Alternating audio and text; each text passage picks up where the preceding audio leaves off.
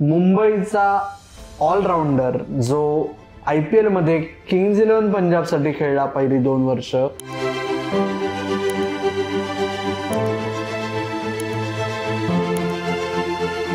Wilkin मोठा आणि world records हे एक समीकरण त्याच्या खेळाच्या काळात बनलेलं होतं. मुंबईची मोठ पुन्हा बांधायला मुंबईला विनायक पावायला सुरुवात झाली विल्किन मोठामुळे.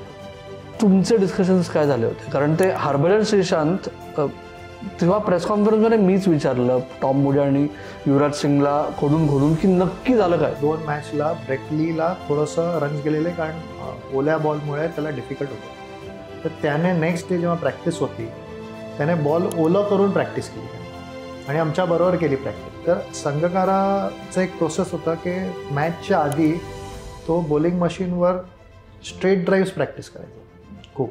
IPL पार्टी कल्चर हा एक सर्वात मोठा टॉकिंग पॉईंट होता. तर ते नक्की काय होतं रे IPL पार्टी कल्चर?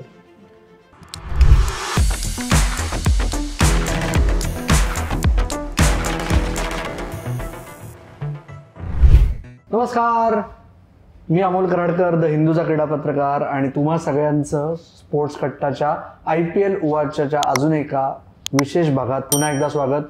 माझ्याबरोबर आहे आज मुंबईचा ऑलराऊंडर जो IPL मध्ये किंग्ज 11 पंजाबसाठी खेळला पहिली 2 वर्ष, विल्किन मोठा. स्वागत आहे स्पोर्ट्स कट्टावर. थँक्यू. नमस्कार. Thank you very much. जर तुम्हाला आठवत नसेल तर आठवण करून देतो की विल्किन मोठा आणि वर्ल्ड रेकॉर्ड्स किंवा विल्किन मोठा आणि युनिक रेकॉर्ड्स हे एक समीकरण त्याच्या खेळाच्या काळात बनलेलं होतं. बऱ्याच जणांना आठवत असेल. स्पोर्ट्स कट्टावर तुम्ही त्या बाबतीत खूप वेगवेगळ्या व्यक्तींची मारलेल्या गप्पा बघितल्या असतील. मुंबई जेव्हा 2006-07च्या रणजी ट्रॉफीमध्ये 0वर 5 विकेट गेल्या होत्या सेमीफायनलमध्ये दुसऱ्या इनिंग्समध्ये, तेव्हा 7 नंबरवर बॅटिंगला कोण आलं? विल्किन मोठा. मुंबईची मोठ पुन्हा बांधायला मुंबईला विनायक पावायला सुरुवात झाली विल्किन मोठामुळे. आणि IPL आज जो आपला मुख्य विषय आहे त्या बाबतीत IPL मध्ये विल्किन मोठा हे कायम ट्रिव्हियामध्ये विचारलेला प्रश्न असतो. कारण पहिल्या चेंडूवर विकेट घेणारे किती गोलंदाज आहेत, त्यातला विल्किन मोठा दुसरा होता IPLच्या इतिहासात. आणि अजून ती नामावळी जरी लांबत गेली तरी विल्किन मोठा दुसराच होता. विल्किन, गप्पा मारायला सुरुवात आपण त्याच पॉइंटवर करू की तो पहिला बॉल नाही, तुझी पहिली विकेट आणि शेवटची विकेट IPL मध्ये एकाच बॅटरची आहे. म्हणजे सुरेश रैना तुझा बनी कसा काय बनवलास बुवा तू? बनी नाही म्हणू शकत. संजोग आपण बोलू शकतो. बट आपण बोलतो की एक चांगला संजोग आहे की आपल्या इंडियाच्या काळातला एक चांगला प्लेयर होता आणि त्याचे विकेट आहेत, तर एक चांगलं वाटतं ते. आणि एक ते फॉर्च्युनेट आहे की तसं झालं. ते आपण कोणी पण प्लॅन करून सांगू नाही शकत की ह्या बॉलवर आपण विकेट भेटणार, पण लकी मानतो की तसं आहे. आणि मला पण ते एवढं माहीत नव्हतं की माझं एवढं ट्रिव्हियामध्ये असेल. ते पण मला नंतर आपले जे हे होतात त्या हिशोबाने कळालं ते. ओके, त्या विकेटबद्दल बोलूया ना आपण. किती 13वी ओव्हर होती इनिंग्सची आय गेस. तू वाट बघत होतास कधी लक्ष जात आहे युवराजच्या माझ्याकडे, कधी लक्ष जात आहे. तो ते मॅच सुरू झाल्यापासून काय झालं सांग ना मला.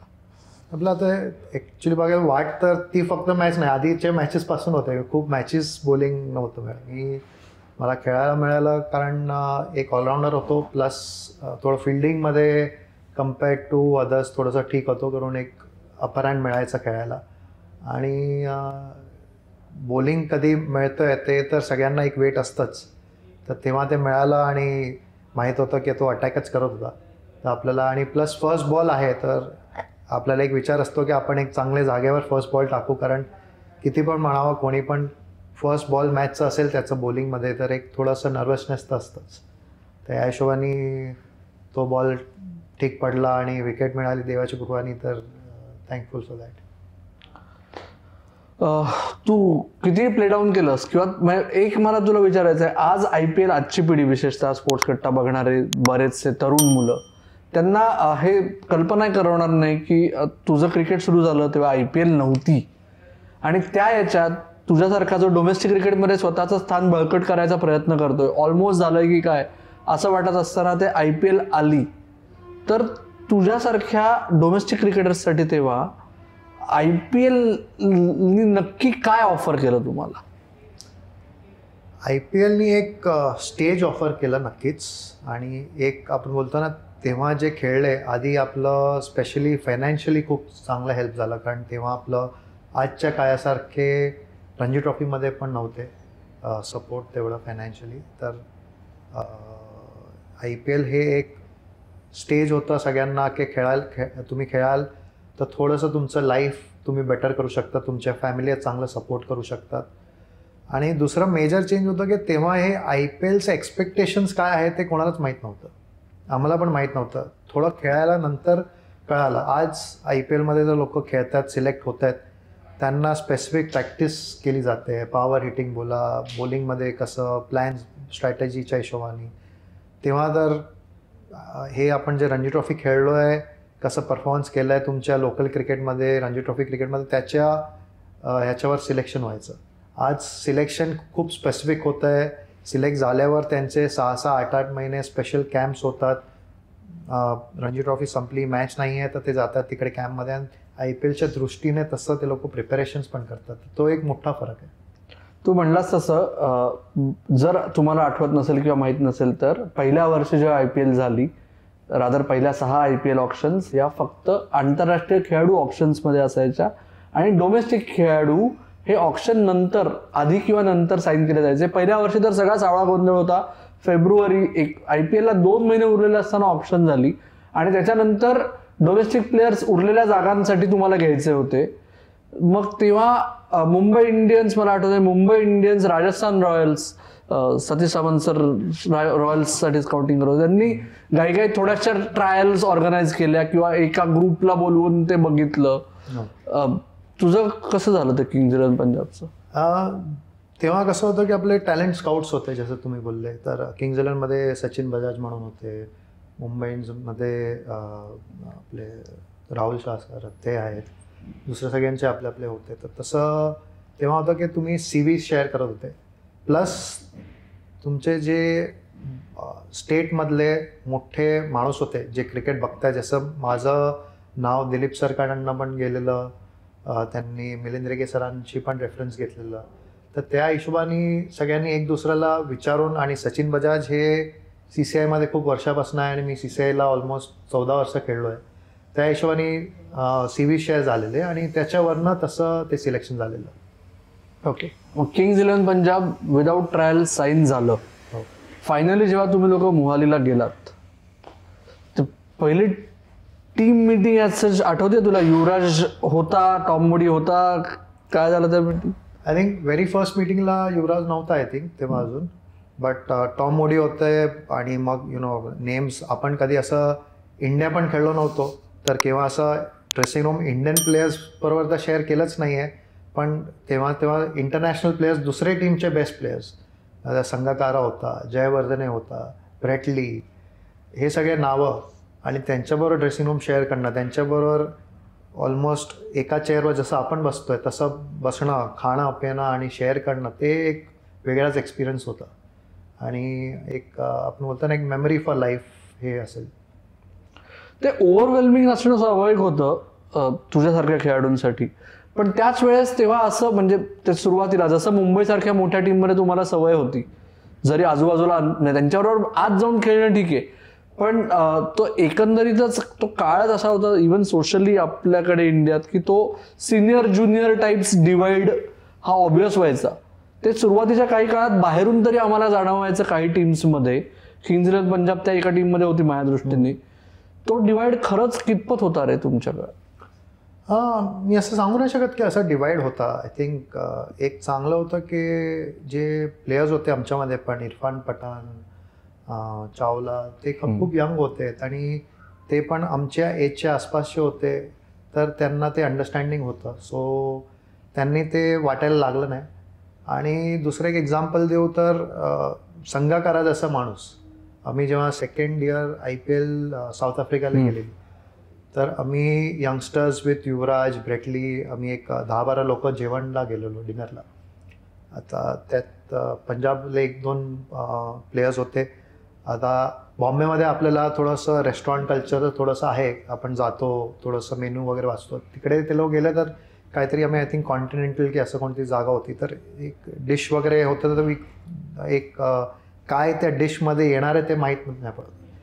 तर संघकारांनी ते एफर्ट घेतलं की त्यांनी विचारलं की तुम्हाला काय खायचं आहे, तुम्हाला पर्टिक्युलर नॉनव्हेज खायचं आहे तर नॉनव्हेजमध्ये कोणता, तुम्हाला मीठ खायचं आहे, तर त्यांनी ते प्लेयर्सला विचारलं आणि मग त्यांनी त्याच्या हिशोबाने एक 2-3 डिशेसचं एक्सप्लेनेशन दिलं की ह्या डिशमध्ये असं असं प्रिपरेशन येणार, आता तुम्ही सांगा काय तुम्हाला पाहिजे, व्हॉट वूड यू लाईक. तर तसं हे एक एक्सपिरियन्स आहे की ते लोक पण तिकडे खेळून पण, आणि आमच्यासारखे जे इंटरनॅशनल खेळले नाहीत, फक्त स्टेट क्रिकेट खेळलेत, पण त्यांनी तसं वाटायला न दिलं की ते तुम्ही जे सांगतात की छोटा मोठा, they were all equal, they treated us equally. एकासारखंच सगळे होते आणि एकासारखंच सगळे होते, आणि that is I think a very good. आपण संघकाराला बघतो पण की he is a world renowned name, तर that is one of his strong points. Lovely. संघकाराचा किस्सा मी तुला नंतर अजून एक विचारेन, पण पहिल्या IPL मध्ये तुला आणि मला आठवत आहे किंग्ज इलेव्हन पंजाब ट्रेंड करायला लागलं. त्या हरभजन आणि श्रीशांतकडे आपण नंतर येऊ. ओके, त्याच्या आधी की अचानक वन फाईन डे काही डोमेस्टिक खेळाडूंना दुसऱ्या हॉटेलमध्ये शिफ्ट केलं. ओके, तू त्याच्यात होतास असं मला वाटत नाहीये का? होतास? नाही. हां, साहिल होता कारण त्या बॅचमध्ये, असं मला आठवत आहे की जे डेव्हलपमेंटल प्लेयर्स जे सॉर्ट ऑफ होते. त्याच्यानंतर तुमच्यामध्ये काही चर्चा झाली का रे, किंवा टीम कडून काही, कारण तेव्हा it was early days for IPL, म्हणजे कुठलेच प्रोटोकॉल्स ॲज सच काही सेट नव्हते, तर ती one of the first controversies of IPL असं आपण म्हणू शकू तेव्हा. तर तेव्हा तुमचं इंटरनली काय इथे चाललं होतं? आय थिंक तेव्हा जसं तुम्ही म्हणाले की असं काय स्टँडर्ड रूल्स नव्हतं, पण एक सेट होता की सगळ्यांनी सिंगल रूम मिळावं, whether you are international player or India player or local player. पण आय थिंक स्टार्टिंगमध्ये तुम्ही सगळ्यांचे बजेट रिस्ट्रिक्शन्स पण होते. फर्स्ट इयर आहे, एव्हरीबडीज फिगर आउट करतायत की काय कसं करायचं. तर त्यात आता एक असं पण होतं की आम्ही जे लोकल प्लेयर्स होतो तर ते शेअरिंग रूममध्ये पण आम्ही होतो. बरोबर. स्पेशली पंजाब किंग्ज इलेव्हनमध्ये आम्ही शेअरिंगमध्ये पण होतो. बट आय थिंक आम्हाला असं वाटत नव्हतं जास्त की शेअरिंग, कारण आपण बॉम्बेला खेळतो तेव्हा आपण शेअरिंगमध्ये होतो, असं काय तेव्हा असं एवढं वाटत नव्हतं, कारण तो त्या स्टेजवर खेळायला मिळतंय. तो that was more important for everybody. No doubt unfortunately ते झालं, बट आय थिंक आमचं स्क्वॉड पण खूप मोठं होतं. वी वर अबाउट 30+ ऑलमोस्ट होतो. आय थिंक सगळ्यांना एकासारखं तेव्हा प्रॅक्टिसमध्ये पण मिळायचं नाही, तर त्या हिशोबाने त्यांनी कुठेतरी बॅलेन्स आणायसाठी त्यांनी केलेलं. सो प्लेयर्समध्ये एवढं नव्हतं झालं जे ऑलरेडी. आणि मी हे पण सांगतो की जेव्हा आपल्याबरोबर झालेलं तर तेव्हा आपल्याला माहीत पडतं, जेव्हा आपल्या बरोबर नाही होतं तेव्हा we can't really gauge. Right. हां, तेच मला म्हणायचं होतं की जोपर्यंत ते ग्राउंडवर सगळेजण एकत्र आल्यानंतर येत नाही तोपर्यंत इट कॅन बी मॅनेजेबल असं. ओके, आणि ऑब्व्हियसली तुझा डेब्यू 19 एप्रिलला झाला, राईट? त्याच्यानंतर पण डेट माहित नाही, तुम्ही सांगताय. त्याच्यानंतर एक मॅच तू खेळलास, चेन्नईच्या मॅच नंतर पुढची मॅच तुला मिळाली, आणि मग ती 25 एप्रिलची मॅच तू 11त नव्हतास, पण तू ग्राउंडवर होतास, कारण की मी पण तेव्हा ग्राउंडवर होतो आणि मला आठवतं आपण. ओके, त्या मॅच नंतर तुमचे डिस्कशन्स काय झाले होते? कारण ते हरभजन श्रीशांत तेव्हा प्रेस कॉन्फरन्समध्ये मीच विचारलं टॉम मुडे आणि युवराज सिंगला खोदून की नक्की झालं काय, कारण ते कोणीच बोलत नव्हतं. जे काय झालं ते वाईट झालं अशा पद्धतीने युवराज आणि टॉम बोलत होते, आम्हाला कंप्लेंट करावी लागेल, ॲक्शन घ्यावी लागेल. पण नंतरचे 2 दिवस तुमच्यासाठी काही वेगळे होते का, कसे झाले? आणि जे झालं ते अनफॉर्च्युनेट झालं. असं काय, I am sure it was a spur of the movement, कोणी काही इंटेन्शन नव्हतं. But later on we were kind of shielded. So असं नव्हतं की खूप काय प्लेयर्सवर इफेक्ट झाला. बट नो डाऊट एक इव्हेंटमुळे there was lot of attention जे सगळ्यांना भेटलं, थोडंसं टीमला अनफॉर्च्युनेट अटेन्शन. बट अँड जसं आज पण आपण त्या दिवसाचं आज बोलतोय, so it is such a long thing.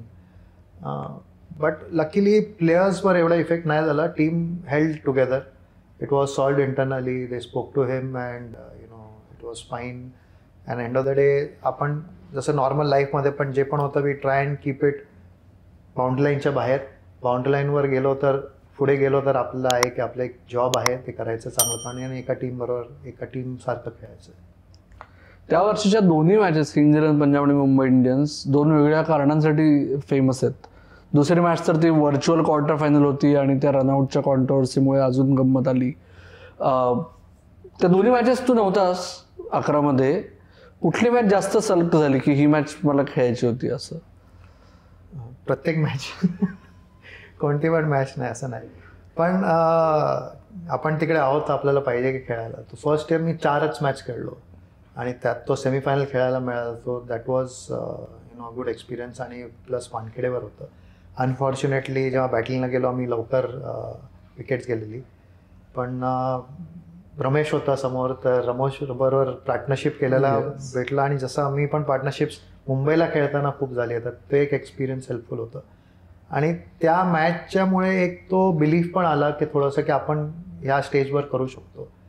आणि त्यामुळे मला नेक्स्ट इयर जेव्हा साऊथ आफ्रिकामध्ये गेली, ते एक थोडंसं जास्त चान्स पण मिळाले त्या ह्याच्यात. आणि फर्स्ट इयर जेव्हा तुम्ही सगळ्यांबरोबर राहिले, बघितलं कसं प्रॅक्टिस करतात, काय तिकडे रिक्वायरमेंट आहे, तर ते थोडंसं एक आय ओपनर असतं की त्या स्टेजवर परफॉर्मन्स करायचं असेल तर you have to raise your bar, काय प्रॅक्टिस करायची काय नाही. सो त्या हिशोबाने खूप हेल्पफुल होतं. पहिल्या सीझनमध्ये गंमत तीच आहे की तू खेळणं आणि 100 होणं ही गंमत होती. तुझ्या डेब्यू मॅचमध्ये मायकेल हसीने 100 केली, त्याच्या पुढच्या मॅचमध्ये शॉन मार्शने 100 केली, जी तुला मिळाली. आणि त्याच्यानंतर तू आत्ता जी आठवण करून दिलीस, सेमीफायनलमध्ये 100 व्हायची मारामार असताना तू आणि रमेशच्या पार्टनरशिपमुळे 100 झाले टीमची टोटल. त्या 200 बद्दल तुझी काय स्ट्रायकिंग मेमरी आहे? आय थिंक थँक्यू की तुम्ही असं putting it like that you making मला असं स्पेशल. बट आय थिंक सगळेच चांगले प्लेयर होते आणि त्यांनी 100 केले आणि आपल्या टीमला फायदा होणार, तर ते खूप खुशीचं हे आहे. आणि no doubt it's maybe तुम्ही, I think that you should pitch to Kings Eleven की हे असेल तर प्लेयर 100 करतात, that would have help me. But नाही, असं आपलं तर एक इच्छा असते की आपले सगळे प्लेयर्स चांगलं करावं आणि आपण त्यांच्याकडून शिकून घ्यावं. ओके, पहिल्या सीझनमध्ये ऑब्विसली ती फायनली मॅच मिळणं, डेब्यू होणं, ती पहिल्या बॉलची विकेट, ते सोडून तू ऑन द फील्ड किंवा ऑफ द फील्ड तुझ्यासाठी सर्वात best memory, it can be absolutely anything, ती कुठली म्हणशील? Best memories is, I mean, surely sharing the dressing room with such greats of the game. के आज पण करायचं असेल तर आपल्याला ते आता चान्स नाही मिळणार आहे as a player for sure.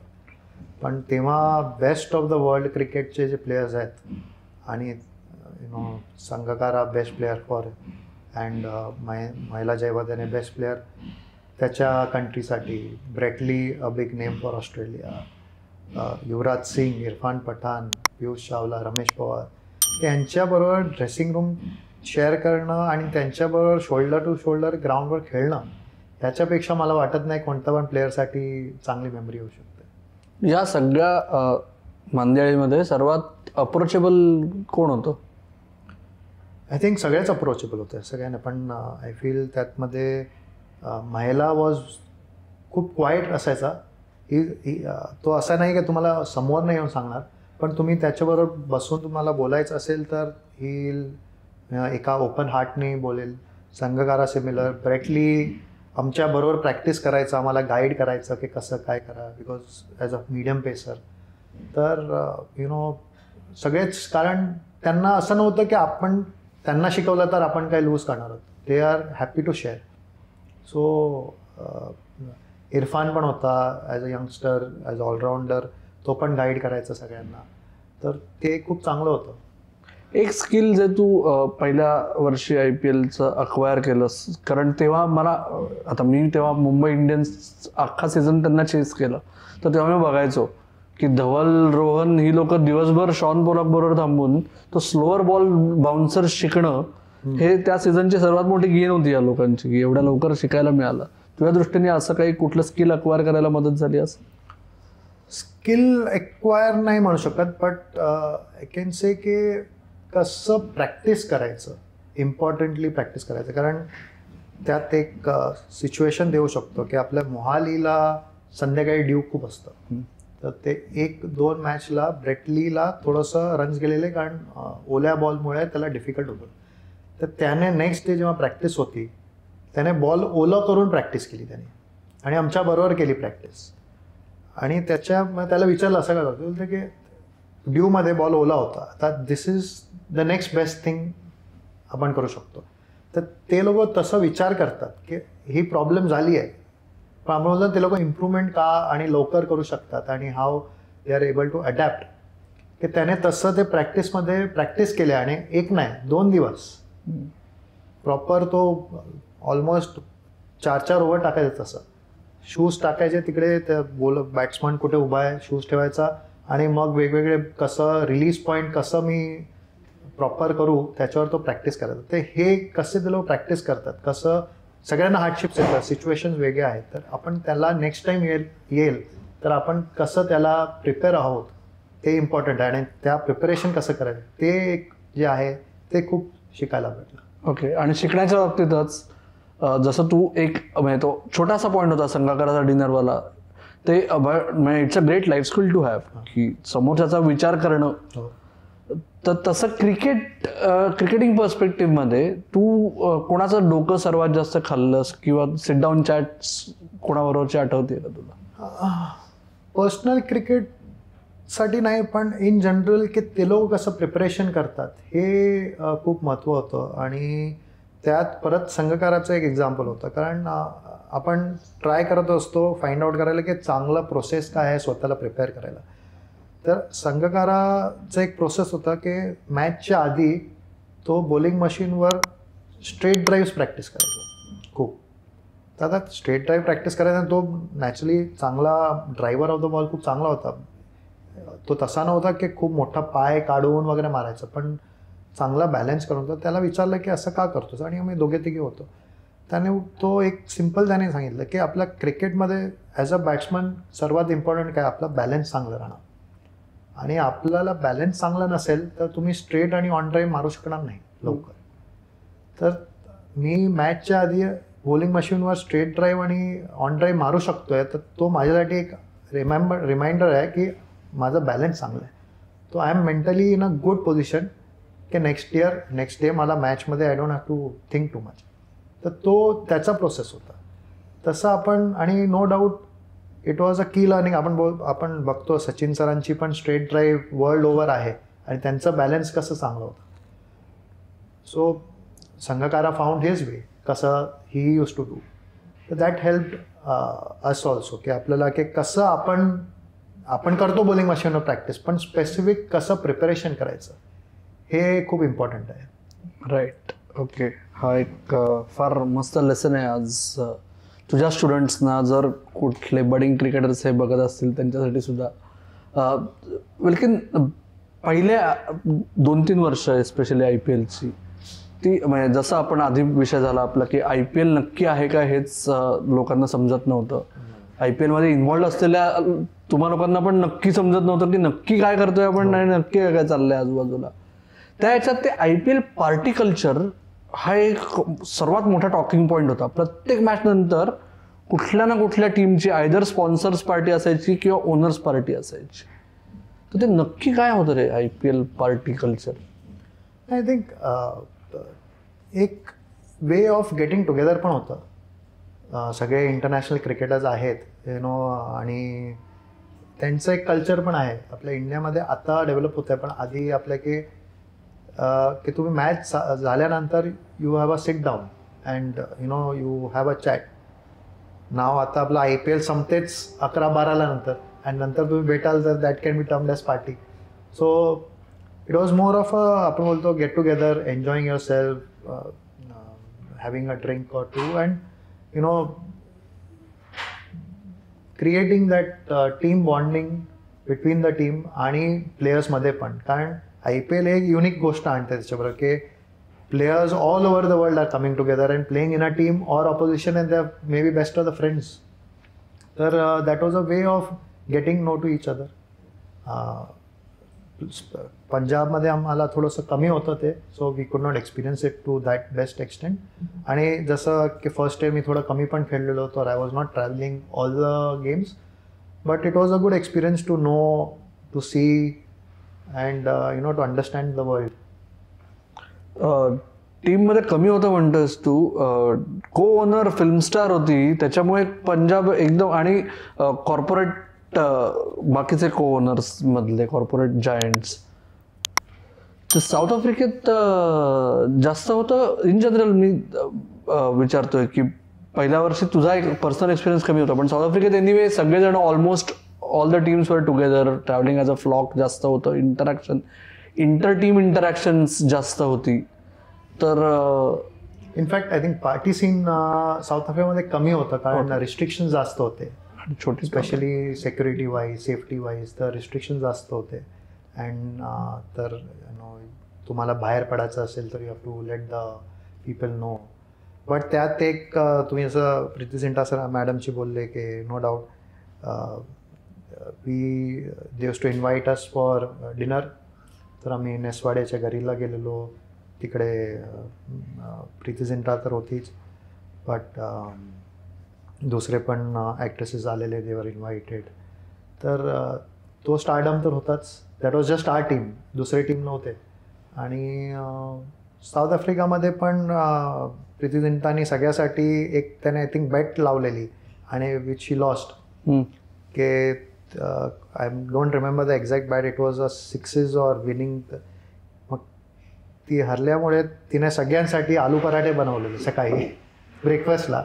आणि मग त्या दिवशी नंतर ती बोलले की आत्ता मी कधी कोणासाठी बेट करणार नाही, कारण ते 2.5 तास तेच बनवत होते. So yeah, so that was a very good experience. Paul वलथाडेने प्रीती झिंटाच्या हातचं दाल चावल खाल्लेलं असं त्याने आम्हाला सांगितलं. तू आलू पराठे खाल्ले. आता पुढच्या वेळेस प्रीती झिंटाला मराठीत विचारावं लागेल की तू या दोन मधलं काय चांगलं बनवतेस. आय थिंक ती बोलेल की मी काहीच नाही बनवणार आता. ओके, पण ओव्हरऑल आत्ता going back to financial aspect म्हणलास, पहिली 3 वर्ष विशेषतः IPLचे फिनान्सेस एस्पेशली डोमेस्टिक प्लेयर्सच्या बाबतीत, कारण ती बायपार्टाईट कॉन्ट्रॅक्ट असायची, पैसे नक्की मिळाले का रे, आणि कधी मिळाले पहिल्या 2 वर्षांचे? नाही, मिळाले आम्हाला, लकीली मिळाले. थर्ड इयरचं थोडंसं लेट होतं पण मिळाले. आय थिंक फर्स्ट 2-3 इयर्समध्ये पंजाबमध्ये तर आय डोंट थिंक सो कधी प्रॉब्लेम होता. दुसऱ्या थोडं 1-2 टीम्सच्या नंतर जे आले थोडं प्रॉब्लेम होतं, पण लकीली मिळाले. Yes, thank you.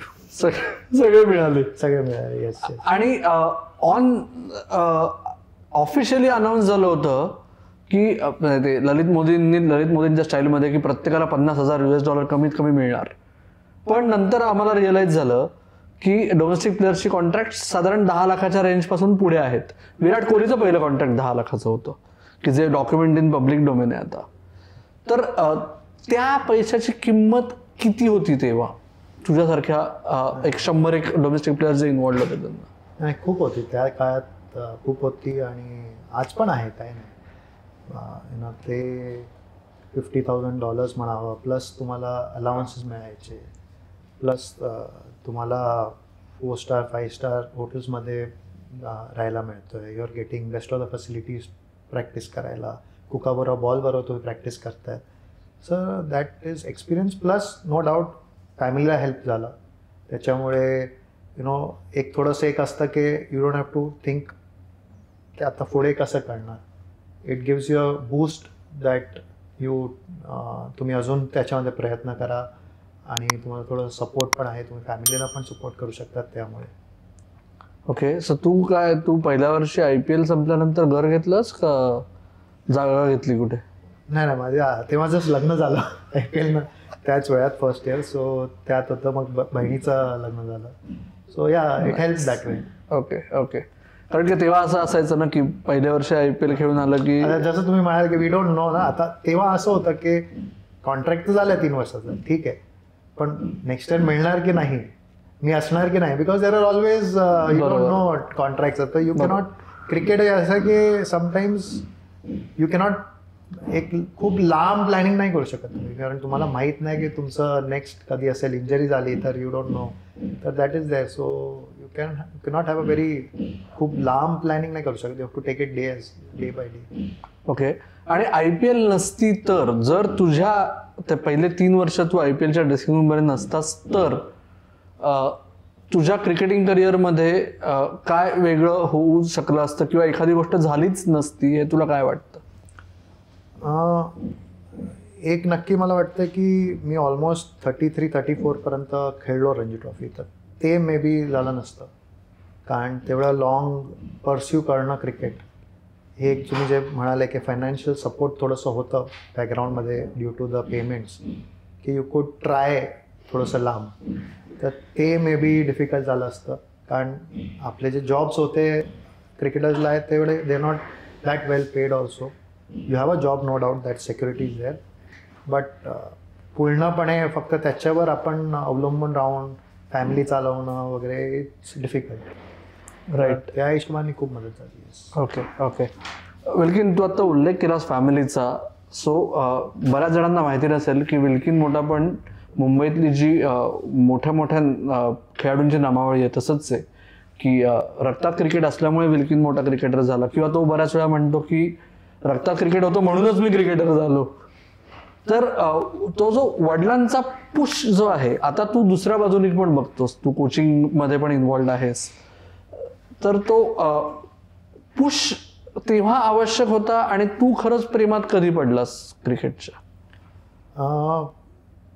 क्रिकेट हा माझ्या बाबांचं प्रेम होतं, जसं तुम्ही बोलले की बाबांना खूप इंटरेस्ट होता आणि कुठे ना कुठे ते तेवढं खेळू नाही शकले ड्यू टू व्हेरियस रिझन्स, तर त्यांना असं होतं की मी खेळा, तो त्यांनी माझ्या पाठी खूप भोग दिलं आहे, माझ्या आईने खूप दिलं आहे.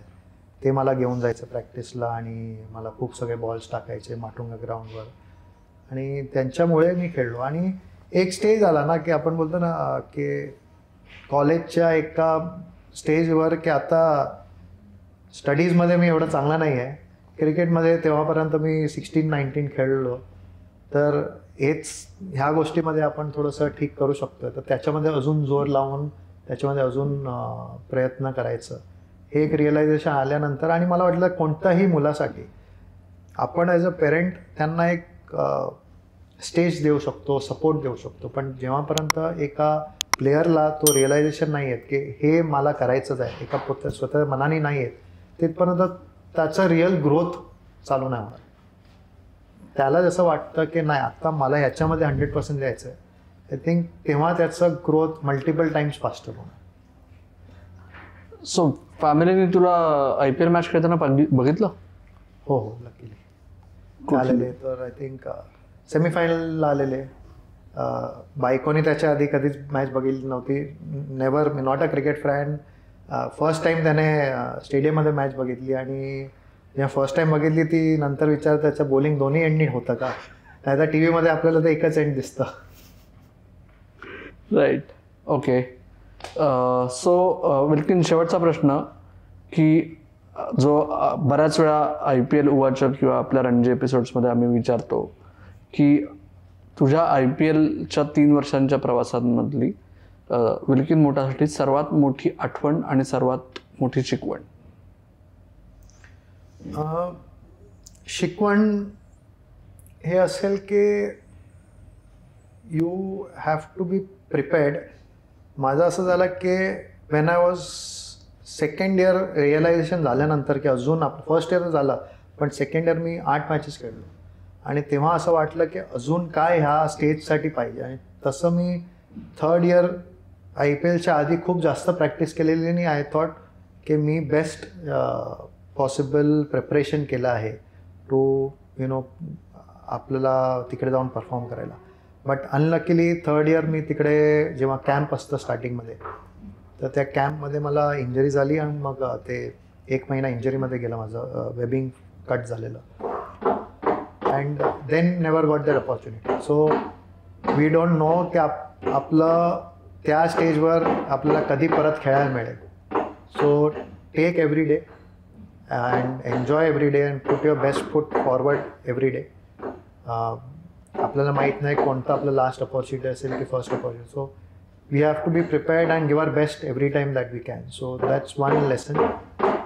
फॉन्ड मेमरीज आर शॉर्ली आपण बोलतो की playing at that stage, being part of that environment, playing with all these big players and learning of them. So that's a unique experience. And आपण आज कोणत्याकडे पण केवढे पण पैसे असेल तो द्यायला रेडी आहे, बट तो एक्सपिरियन्स तसा आपण क्रिएट नाही करू शकत. खूप डिफिकल्ट आहे तो क्रिएट करणं. So I am thankful to God and all माहिती की आपल्याला तो मला चान्स भेटला. लवली. विल्किन मोठा, IPL च्या सुरुवातीच्या दिवसांमधल्या तुझ्या आठवणी सांगून आपण दोघे जण आता म्हातारपणाकडे झुकत चाललेलो आहोत ही जाणीव करून दिल्याबद्दल धन्यवाद. आणि एक प्रॉमिस हवं आहे तुझ्याकडून की आत्ता आपण IPL बद्दल गप्पा मारल्यात, पुढच्या वेळेस जेव्हा आपण भेटू तेव्हा तुझ्या रणजी ट्रॉफी प्रवासाबद्दलही आपण गप्पा मारूया. तर मित्रहो, विल्किनच्या आठवणींबद्दल तुम्हाला काय वाटतंय ते आम्हाला नक्की सांगा. विल्किनला पुढच्या वेळेस रणजी ट्रॉफीसाठी कुठले प्रश्न विचारायचे असं जर तुमच्या डोक्यात आलं तर तेही आम्हाला नक्की कळवा. तुमच्या कमेंट्स आम्ही सगळ्या वाचतो. हा एपिसोड आवडला तर जरूर तुमच्या जवळच्या मित्रमंडळींना फिरवा, म्हणजेच शेअर करा, लाईक करा, चॅनल सबस्क्राईब करा. तुर्तास अमोल कराडकर आणि विल्किन मोठा तुमची रजा घेत आहेत. तुम्ही मात्र ऐकत राहा, बघत राहा आणि आमची वाट पाहत राहा. धन्यवाद.